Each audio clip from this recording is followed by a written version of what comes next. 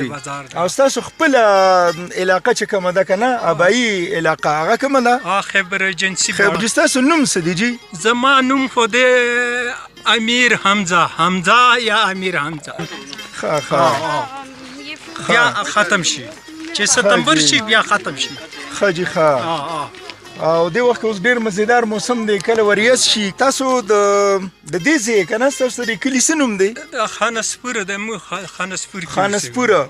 په دې بټاباد کې خانسپور دی؟ نه په دې مري کې دی. په دې مري کې دی.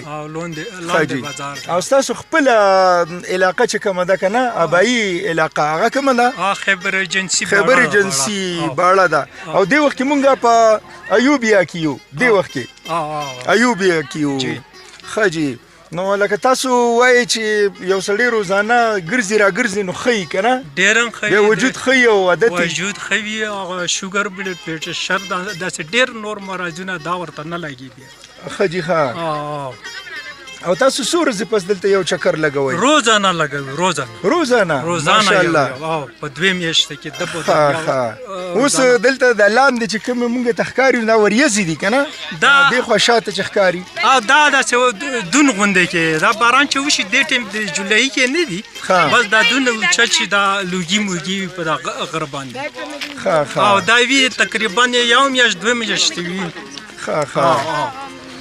بیا ختم شي چې ستمبر شي بیا ختم شي. ښه جي ښه. او دې وخت اوس ډېر مزیدار موسم دی کله وریځ شي کله نور شي. نه بس سخت کله خو ډېر اوچاو بیا وګرځېده که نه لکه برانونه وچلېدله. اوس چې کوم برانونه شروع شوي دي که نه دغه اوس پته نه لګي خو وایي چې دا مونسون هغه دي مونسون واګانې او برانونه. او جي ستاسو نوم څه دی جي؟ زما نوم خو دی امیر حمزه یا امیر حمزه. او دې وخت کې اندازتاً ستاسو عمر به څومره وي؟ یاره به وي داسې 60 سال خو به وي. 60 سال به وي. او تاسو روزانه په دې باندې چکر لګوئ. دا اوس مونږ رالو څومره ستړي شوي یو او تاسو وایي چې روزانه تاسو په دې راځئ. نو دا ستاسو ډېره غټه حوصله نه ده؟ نو بس دا چې تاسو روزانه ټریک کوئ که نه نو بیا به تاسو له تکلیف نه وي. چې نه یو ورځ یې کوئ نو بیا به ته ډېر تکلیف وي. دا خبره صحیح ده جي. نو بیا خو تاسو هغه رګونه او بدن نه چلو شوي لا دا به هله چلو کېږي چې تاسو د روزانه یو ټریک کوئ نو بس ستاسو بدن کې بیا رګونه وچلېږي. ښه جي. دا اوس دې وخت کې مونږ د وریځو نه هم بره راختلي یو داسې به ووایو که نه؟ او که داسې بره ګورو نه دا څومره نو بره هم څومره اوچت ځای دی. نو دا خبره صحیح ده.